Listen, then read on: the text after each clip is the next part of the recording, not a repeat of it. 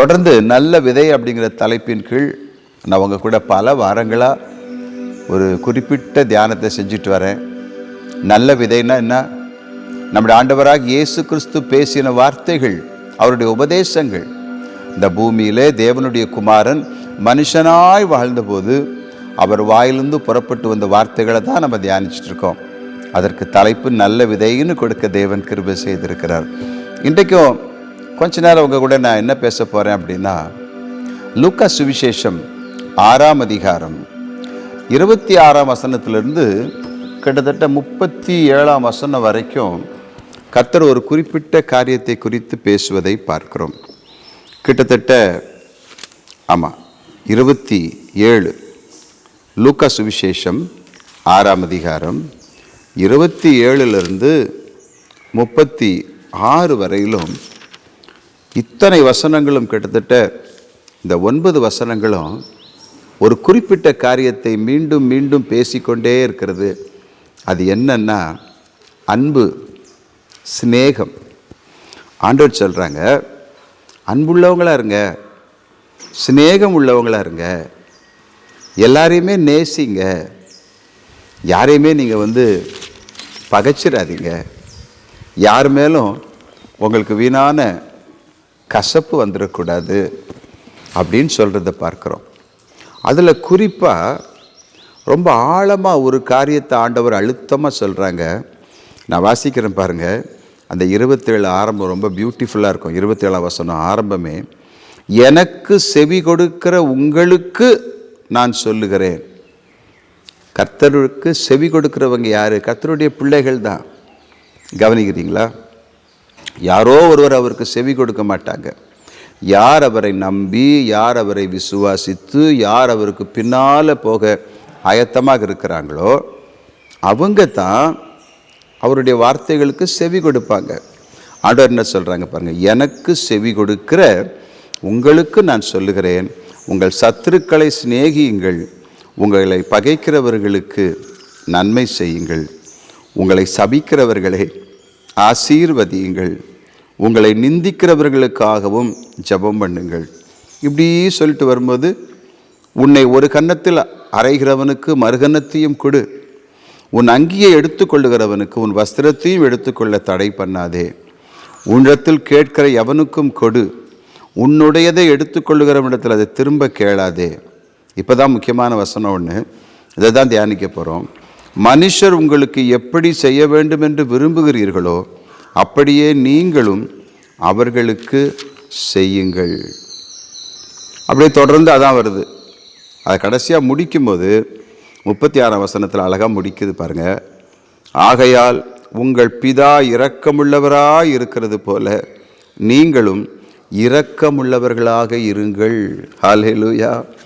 என் அன்பு சகோதர சகோதரிகளே, அருமையான கர்த்தருடைய பிள்ளைகளே, கர்த்தருடைய ஊழியக்காரரே, அநேக நேரம் நாம் கர்த்தருடைய மெய்யான இந்த உபதேசத்தை நம்முடைய வாழ்க்கையில் மறந்து போய்விடுகிறோம். ஆவிக்குரியவர்கள் நாங்கள்லாம் உன்னதமான அனுபவத்தை பெற்றிருக்கிறவங்க, நாங்கள் வரங்களை பெற்றிருக்கிறோம், வல்லமைகளை பெற்றிருக்கிறோம், பரிசுத்த ஆவியானவருடைய நிறைவான அபிஷேகத்தை பெற்றிருக்கிறோன்னு சொல்லக்கூடிய, பெந்தேகோஸ்தே அனுபவம் உள்ளவங்கன்னு சொல்லக்கூடிய நிறைய கிறிஸ்தவருடைய வாழ்க்கையில் இந்த கர்த்தருடைய அஸ்திபாரமான உபதேசம் இருக்கிறதா என்பது ஒரு பெரிய கேள்விக்குறியாக இருக்கிறது. கவனிக்கிறீங்களா? ஆண்டவர் என்ன சொல்கிறாங்க? இரக்கமுள்ளவராக இருங்க. நீங்கள் தேவனுடைய பிள்ளைகளானால் உங்களுக்குள்ள இரக்கம் காணப்படணும். இரக்கம் மர்சி, இரக்கம். உங்கள் கண்களில் இரக்கம் இருக்கணும். ஏன் தெரியுமா அதை ஆண்டவர் சொல்கிறாங்க அழுத்தம் திருத்தமாக அந்த 36ஆம் வசனத்தில்? உங்கள் அப்பா இரக்கம் உள்ளவராக இருக்கிறாங்க. அப்பா அப்பான்னு கூப்பிடுறோமே, வானத்தை பார்த்து அப்பா அப்பா அப்பான்னு கூப்பிடுறோமே, நம்முடைய ஜெபமெல்லாம் அப்பாவை நோக்கித்தானே இருக்குது. பரமண்டலங்களில் இருக்கிற எங்கள் அப்பா, பரலோகத்தில் இருக்கிற எங்கள் அப்பா, அப்படி தானே கூப்பிடுறோம். அப்போது இந்த அப்பா எப்படி இருக்காங்க அப்படின்னு ஆண்டவர் சொல்கிறாங்க. இந்த அப்பா இரக்கம் உள்ளவராக இருக்கிறாங்க. அவங்க இரக்கம் எப்படி இருக்கு? நன்றி அறியாதவர்களுக்கும் துரோகிகளுக்கும் நன்மை செய்யக்கூடிய அளவுக்கு இருக்கு அந்த இரக்கம். கவனிக்கிறீங்களா? நன்றி அறியாதவங்க, துரோகிகள் இந்த பூமியில் வாழத்தானே செய்கிறாங்க. மெய்யான தேவன் ஒருவர் இருக்க இன்றைக்கு ஜனங்கள் விக்கிரகங்களை வணங்குறாங்களே. மனுஷனுடைய கையினால் செய்யப்பட்டதான சிலைகளை நீதான் என்னை உண்டு பண்ணுன்னு சொல்லி வணங்குறாங்களே. அவங்கெல்லாம் யாரு? ஆனால் தேவன் படைத்தவர் அவர்களுக்கும் நன்மை செய்கிறார். அவங்க மேலும் இரக்கம் உள்ளவராக இருக்கிறார். கவனிக்கிறீங்களா? அவங்களும் மனம் திரும்பி பாவத்திலிருந்து மீட்கப்படணும்னு விரும்பித்தான் தம்முடைய ஒரே பேரான குமாரனாகிய இயேசு கிறிஸ்துவை இந்த பூமிக்கு அனுப்பி அவருக்குள், அவருடைய அந்த மரணத்திற்குள், அவர் சிந்திய இரத்தத்திற்குள் எல்லாரையும் மீட்டு கொள்ள வேண்டும் என்று தேவன் பிரியமானார். அதான் அவருடைய சித்தம், அவருடைய நோக்கம். எல்லாரும் ரட்சிக்கப்படணும், எல்லாருக்கும் உண்மை தெரியணும், சத்தியம் தெரியணும்னு தேவன் விரும்புகிறார். இது அவருடைய இரக்கம் தானே. இரக்கம், தயவு, காருண்யம், கிருபை. கவனிக்கிறீங்களா? அப்போ இந்த இரக்கத்தை இரட்சகர் இயேசு யாரிடத்துல எதிர்பார்க்கிறார் தெரியுமா? அவருடைய சத்தத்துக்கு செவி கொடுக்கிறோன்னு சொல்கிறோம் பாருங்க, நாம தான். கர்த்தருடைய ஊழியக்காரர்கள், கர்த்தருடைய பிள்ளைகள், கர்த்தருடைய சபை, அவங்கக்கிட்ட ஆண்டவர் இந்த இரக்கத்தை எதிர்பார்க்கிறார். ஒரு கன்னத்தில் அறைந்தால் மறு கன்னத்தையும் காட்டுன்னு சொன்னதுக்கு காரணம், அவன் அடித்தானேன்ட்டு அவனை கொலை பண்ண போயிடாத, அவனை கொன்னுடாத, அல்லது திரும்ப அடிச்சிடாத, திரும்ப உன்னுடைய வெறியை காட்டிடாத, உன்னுடைய கோபத்தை காட்டிடாத, உன் பகையை காட்டிடாத. ஒருவேளை ஒன்று அவன் தகாத விதமாய் அடித்திருந்தாலும் கூட, காரணமே இல்லாமல் அடித்தா கூட அமைதியாக போயிருன்ற அளவுக்கு அவர் இந்த உபதேசத்தை சொல்வதற்கு காரணம் இரக்கம்தான். இரக்கம்தான். இதில் இன்னொரு ரகசியம் இருக்குது தெரியுமா? அப்படி ஒருவேளை உங்களை ஒருவர் அடித்து நீங்கள் அவங்கள திருப்பி அடிக்காமல் இரக்கம் காண்பிச்சிங்க அப்படின்னா, நீதியுள்ள நியாயாதிபதியாகிய தேவன் நிச்சயம் அதற்கான நீதியை செய்கிறார். அவருடைய கரத்துக்கு அது போயிடுது. கவனிக்கிறீங்களா? அவருடைய கைக்கு அது போயிடுது. நாம் திருப்பி அடிச்சிட்டோன்னு வைங்களேன், அது நம்மோட முடிஞ்சிருது. நாம் அதை விட்டுட்டு அதை அப்பா கிட்ட ஒப்பு கொடுத்துட்டு அவங்கள நம்ம மன்னிச்சிட்டோன்னு வைங்க, இல்லைன்னா அதை மறந்துட்டோன்னு வைங்க, நீதியுள்ள தேவன் அவங்கள தொடுகிறார், அவங்கள சிட்சிக்கிறார். அவங்க மனம் திரும்பாத நேரத்தில் அவங்கள தண்டிக்கிறார். அது அவருடைய கரத்துக்கு போயிடுது. நீதி செய்வது தேவனுடைய கரத்துக்கு போயிடுது. ஆனால் நாம் அவர்களுக்கு இறங்கும்படிக்கு நம்முடைய இரட்சகர் இயேசு நமக்கு கற்றுக் கொடுத்திருக்கிறார். சத்துருக்களை சிநேகியுங்கள். அதை நான் வாசித்தேன் பாருங்க. உங்களுக்கு மற்றவங்க என்ன செய்யணும், எப்படி செய்யணும்னு விரும்புகிறீங்களோ அதையே நீங்கள் மற்றவங்களுக்கு செய்யுங்க. அதானே ஆண்டவர் சொல்கிறாங்க. இதுதான் தீர்க்க தரிசனம், இதுதான் நியாயப்பிரமாணம். நியாயப்பிரமாணத்தை ஒரே வரியில் கர்த்தர் சொல்கிறாங்க, தீர்க்க தரிசனத்தை ஒரே வரியில் கர்த்தர் சொல்கிறாங்க. மற்றவங்க உங்களுக்கு என்ன செய்யணும்னு நீங்கள் விரும்புகிறீங்களோ அதையே மற்றவங்களுக்கு செய்யுங்க. மற்றவங்க உங்களுக்கு எப்படி செய்யணும்னு நீங்கள் விரும்புகிறீங்களோ அதையே மற்றவங்களுக்கு செய்யுங்க. அர்த்தம் என்ன? மற்றவங்க நம்மக்கிட்ட இரக்கமாக இருக்கணும்னு நம்ம விரும்புவோம், அதையே மற்றவங்களுக்கு நம்ம செய்யணும். மற்றவங்க நம்மக்கிட்ட அன்பாக இருக்கணும்னு நம்ம விரும்புவோம், மற்றவங்க நமக்கு உதவி செய்யணும்னு நம்ம விரும்புவோம். மனுஷருடைய கண்களை நமக்கு தயவு கிடைக்கணும்னு நம்ம விரும்புவோம். அதையே நம்ம மற்றவங்களுக்கு செய்யும்போது நாம் தேவனுடைய பிள்ளைகளாக இந்த பூமியில் நிற்கிறோம். அல்லேலூயா. சத்துருக்களை பகைப்பது ரொம்ப சாதாரணம், அது மனித குணம். எதிரியை பகைப்பது நமக்கு யாரும் கற்றுக் கொடுக்க வேண்டியதே இல்லை. சின்ன வயசுலேயே நம்ம ரத்தத்திலே ஊறி போனது என்ன? எதிரியை பகைப்பது. அது அண்ணனாக இருந்தாலும் தம்பியாக இருந்தால் கூட சில சமயத்தில் எதிரியாக நம்ம பாவிச்சிட்டோம் பார்த்துட்டோம் அப்படின்னா பகைக்கிறோம். அது தம்பியாக இருக்கலாம், அண்ணனாக இருக்கலாம், தங்கச்சியாக இருக்கலாம், கூடவே பிறந்தவங்களாக இருக்கலாம். ஆனால் அந்த பகை என்ன பண்ணுது? இந்த கசப்பு என்ன பண்ணுது? அவங்கள அழிக்க துடிக்குது, இரக்கத்தை கெடுக்குது, அன்பை கெடுக்குது. ஆனால் நமக்குள்ள மாத்திரம் நம்முடைய பரம தகப்பனுடைய இரக்கமும் அன்பும் இருந்துச்சுன்னா, அந்த உண்மையான அன்புன்னு சொல்கிறாங்கல்ல, மெய்யான அன்பு நமக்குள்ளே இருந்துச்சுன்னா, நமக்கு விரோதமாக எழும்புகிற நம்முடைய அண்ணனையோ தம்பியையோ அல்லது சத்ருவையோ கூட நம்மால் அழகாக நேசிக்க முடியும், அன்பு செலுத்த முடியும். கோபம் வந்தாலும் அதை அன்பு ஜெயிக்கும். அதனால தான் அன்பை பற்றி 1 கொரிந்தியர் 13ஆம் அதிகாரத்தில் பவுல் மூலமாக தேவன் எவ்வளோ அழகாக எழுதி வைத்திருக்கிறார் பாருங்க. அன்பு சகலத்தையும் தாங்கும், சகலத்தையும் சகிக்கும். அன்புக்கு பொறாமை கிடையாது. அன்பு அயோக்கியமானதை செய்யாது, அநியாயம் செய்யாது. நமக்குள்ள தேவ அன்பு இருந்தால் யாருக்கும் அக்கிரமமோ அநீதியோ அநியாயமோ செய்ய மாட்டோம், மனது இடம் கொடுக்காது. அன்பு தடுத்துறோம். அன்புக்குத்தான் அவ்வளோ வல்லமை இருக்கு. அன்பு ஒரு காலம் ஒழியாது இல்லையா? Love never fails. ஹல்லேலூயா. ஆகையினால் இந்த கடைசி நாட்களில் ஜனங்கள் சுபாவ அன்பை இழந்துருவாங்கன்னு பைபிளில் சொல்லப்பட்டிருக்கு.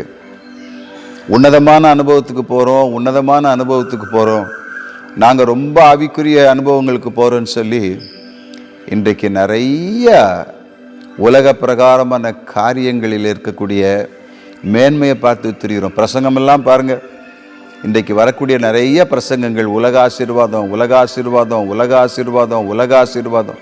இதை பற்றி இயேசு கிறிஸ்து அதிகமாக பேசவே இல்லை. நம்முடைய இரட்சகர், நம்முடைய தலைவர், நம்முடைய மேய்ப்பர், தேவனுடைய குமாரன் இன்றைக்கு பேசப்படுகிற இந்த சப்ஜெக்ட்லாம் பற்றி பேசுகிறதே இல்லை. அவர் சொல்கிறார் ஒரே வரியில், இதெல்லாம் உங்களுக்கு தேவை என்று உங்கள் பரமபிதா அறிந்திருக்கிறார். அவ்வளோதான். இதுக்காகலாம் அழுதுகிட்டு இருக்காதீங்க, இதெல்லாம் வேண்டும் அப்படின்னு அவருக்கு தெரியும். ஆண்டவர் தானே சொல்லியிருக்காங்க.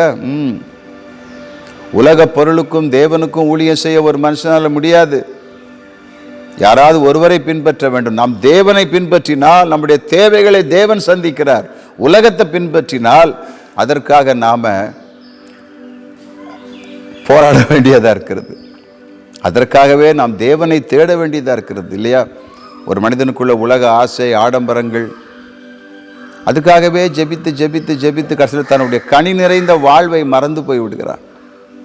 தேவன் எதிர்பார்க்கிற கனி நிறைந்த வாழ்வு எங்கே? அவர் எதிர்பார்க்கிற அன்பு எங்கே? அவர் எதிர்பார்க்கிற சாந்த குணம் எங்கே? தேவன் நம்முடைய வாழ்க்கையில் எதிர்பார்க்கிறதான நீடிய பொறுமை எங்கே? தேவன் நம்முடைய வாழ்க்கையில் எதிர்பார்க்கிற ஆவிக்குரிய கனியாகிய இச்சை அடக்கம் எங்கே? எங்கே? இன்றைக்கு எங்கே கூட்டம் நிறைய சேருது? ஆசீர்வாதம் ஆசீர்வாதம், பணம் வரும், வீடு வரும், பெரிய கார் வரும், பெரிய வீடு வரும், பெரிய பெரிய வீடு வரும், பெரிய பெரிய கார் வரும்.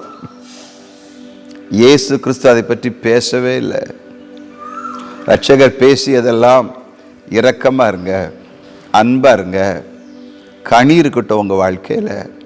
ஒரு மனுஷனை அவனுடைய கனியினால தான் அறிய முடியும். கனினா நல்ல குணம், நல்ல சுபாவம்.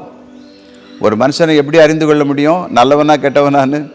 அவன் கர்த்தருடைய பிள்ளையா அல்லது கர்த்தருடைய பிள்ளை இல்லையான்னு எப்படி தெரிந்து கொள்ள முடியும்? சுபாவம் தான், லைஃப் தான், கனி தான். இந்த கனியே இல்லாமல் எந்த ஆசீர்வாதத்தை சுதந்திரிக்க போகிறோம்? இதை கேட்டுக்கொண்டிருக்கிற எங்கள் அன்பு சகோதரரே, சகோதரிகளே, கர்த்தருடைய ஊழியக்காரரே, இந்த கடைசி நாட்களில் ஜனங்கள் சுபாவ அன்பை இழந்து போய்விடுவார்கள்னு எழுதப்பட்டிருக்கு. பேசிக் லவ்வே இருக்காது, சுபாவ அன்பே இருக்காது. அப்புறம் எப்படி தெய்வீக அன்பு நமக்குள்ளே வர முடியும்? ஆனால் நாமோ கர்த்தருடைய பிள்ளைகளோ அந்த அன்பில் நிலைத்திருக்கணும். ஆண்டவர்கிட்ட கேட்கணும், ஆண்டவரை என்னை இரக்கமுள்ளவனா வைங்க, என் அன்புள்ளவனா வைங்க, எனக்குள்ள சகோதர சிநேகம் நிலைத்திருக்கட்டும். நான் உங்கள் பிள்ளையாக இருக்கணும்ப்பா, நான் உங்கள் பிள்ளையாக இருக்கணும்ப்பா. என்னை கண்டு ஜனங்கள் பரம தகப்பனை அறிந்து கொள்ள வேண்டும். எனக்குள்ள இருக்கிறதான இந்த அன்பு, எனக்குள்ள இருக்கிறதான இந்த நீடிய பொறுமை, சாந்தம், இச்சையடக்கம், நற்குணம், குறிப்பாக அன்பு ஜனங்கள் அதை கண்டு பரம அப்பாவை பரம தகப்பனை மகிமைப்படுத்தணும். இதாங்க கிறிஸ்தவ வாழ்க்கை. கிறிஸ்தவ வாழ்க்கையை பற்றி நான் அவங்க கூட பேசிகிட்டு இருக்கிறேன். இன்றைக்கு அநேகர் கிறிஸ்து தருவதையே பற்றி பேசுகிறாங்க. உலகம் தரக்கூடியதான லக்ஸூரியை பற்றி பேசிகிட்டு இருக்கிறாங்க. அதற்கு பின்னால் போகிற கூட்டம் ஏராளமாக ஆகிப்போச்சு. ஆனால் இயேசு செய்த பிரசங்கங்கள் எங்கே? இரட்சகர் செய்த பிரசங்கங்கள் எங்கே? என் ஆண்டவர் இந்த பூமியில வாழ்ந்த பொழுது செய்த உபதேசங்கள் எங்கே? சபைக்குள் அது காணப்படுகிறதா? நம்ம வாழ்க்கையில் அது காணப்படுதா?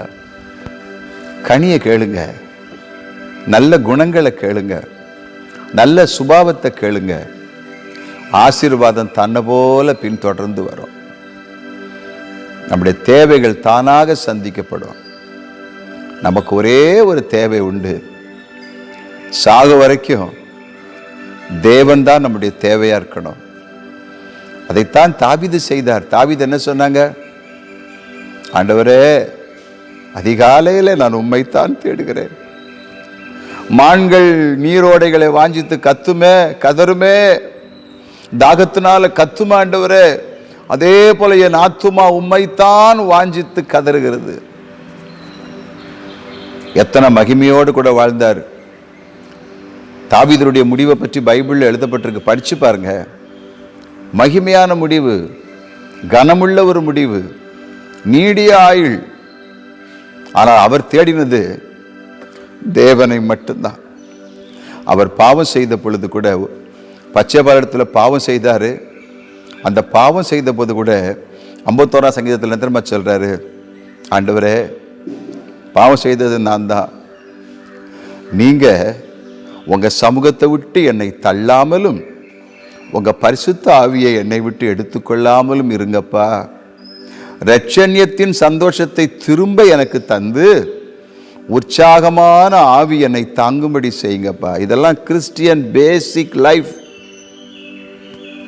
இன்றைக்கு இதெல்லாம் பற்றி நமக்கு யோசிக்க நேரம் இருக்கா? நேரம் இருக்கா? தாவீது என்ன சொல்றாரு? உங்களை விட்டு என்ன தள்ளிடாதீங்க, உங்க பிரசன்ஸை விட்டு தள்ளிடாதீங்க. எனக்கு நீங்க தான் வேணும், உங்க சமூகம் தான் வேணும். I need your presence Lord.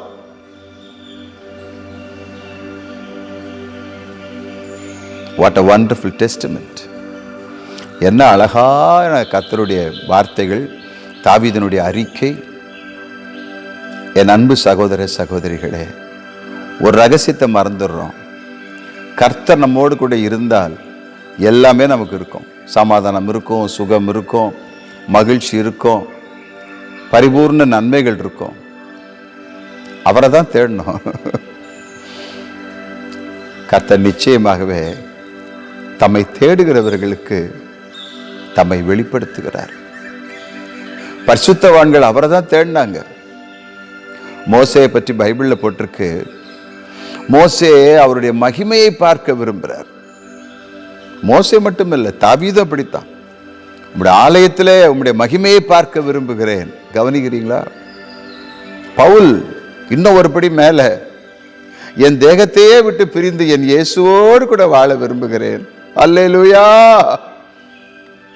இன்றைக்கு நாம எப்படி இருக்கிறோம்?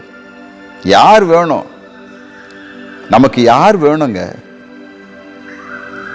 அவர்தான், அவர்தான். பழைய பாடல்லாம் எவ்வளவு அழகான பாடல் இருக்கு தெரியுமா? இயேசு போதுமே போதுமே.